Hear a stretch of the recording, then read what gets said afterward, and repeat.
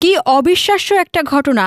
Dinner বার্মিংহামে, সকালের নাস্তা দুবাইয়ে, আবুধাবিতে লাঞ্চ আর পাকিস্তানের রাতের খাবার খেয়ে দলকে চ্যাম্পিয়ন করলেন সিকান্দার রাজা। শনিবার সন্ধ্যায় ছিলেন নটিংহামে। ইংল্যান্ড জিম্বাবুয়ে এক টেস্ট সিরিজের তৃতীয় দিন সেটা। ম্যাচ 4 দিনের হলেও তৃতীয় দিনে ইনিংস ব্যবধানে হেরে বসে জিম্বাবুয়ে। আর এখান থেকে শুরু হয় সিকান্দার রাজার জীবনের উত্তেজনাপূর্ণ 24 ঘণ্টার, যেখানে আছে একের পর এক গাড়ি ও বিমানযাত্রা। ইংল্যান্ড থেকে সংযুক্ত আরব আমিরাতের 2টি শহর ঘুরে পাকিস্তানে গমন আর টসের 10 মিনিট আগে পিএসএল ফাইনালে প্রবেশ।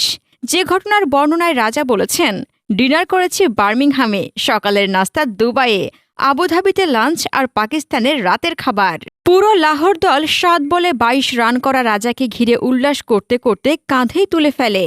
ম্যাচের পর রাজা বলেন, আমি এখানে একটা দায়িত্ব পালন করতে এসেছি।